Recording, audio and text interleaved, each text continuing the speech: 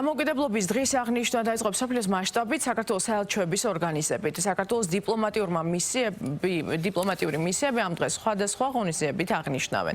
დამოუკიდებლობის დღისა და საქართველოს მსოფლიო სავაჭრო ორგანიზაციაში გაწევრიანების 25 წლის თავისადმი მისღვინე ღონისძიება გაიმართა ჟენევაში.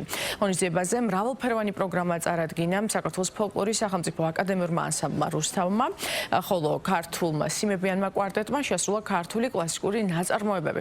ღონისძიება საქართველოს კულტურის სამინისტროს მხარდაჭერით გაიმართა. დამოუკიდებლობის დღის აღსანიშნავად ქალაქ ზაგრების უნივერსიტეტში საქართველოს შესახებ გამოფენა გაიხსნა, რომელზეც წარმოდგენილია ქართული კულტურის, ენის, ისტორიისა და არქიტექტურის ამსახველი ფოტოები. ღონისძიების ფარგლებში უნივერსიტეტის ბიბლიოთეკას ხორვატულ ენაზე თარგმნილი ვეფხისტყაოსანი გადაეცა. აღსანიშნავია, რომ ზაგრების უნივერსიტეტის ბიბლიოთეკაში მიმდინარე წელს ქართული ლიტერატურის კუთხე გაიხსნება, სადაც სტუდენტებს, კვლევრებსა და სხვა დაინტერესებულ პირებს შესაძლებლობა ექნებათ ისარგებლონ საინტერესო კოლექციით, რათა უკეთ გაეცნონ ქართულ ენას, ლიტერატურას, ისტორიასა და კულტურას.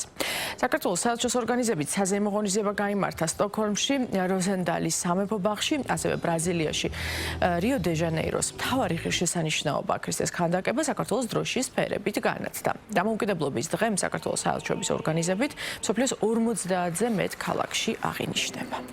ძალიან ამაღლებული და ემოციურად ძალიან დატვირთული საღამო გამოვიდა.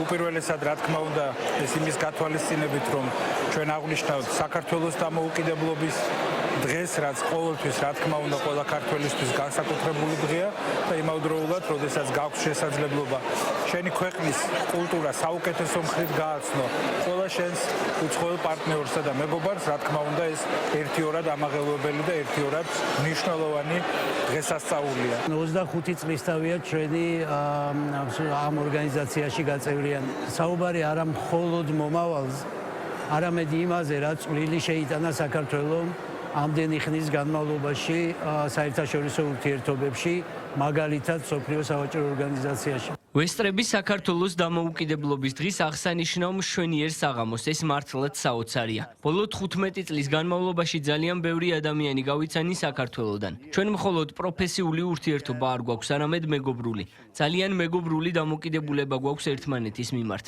როდესაც ვადარებთ შვეიცარიასა და საქართველოს, ჩვენ ძალიან ბევრი მსგავსება გვაქვს. თქვენ გაქვთ გამორჩეული სამზარეულო საქართველოში, რომელიც ჩვენ შეგვიძლია გავაცნოთ შვეიცარიას. ყველაფერი ძალიან ლამაზია, ხალხი, კულტურა.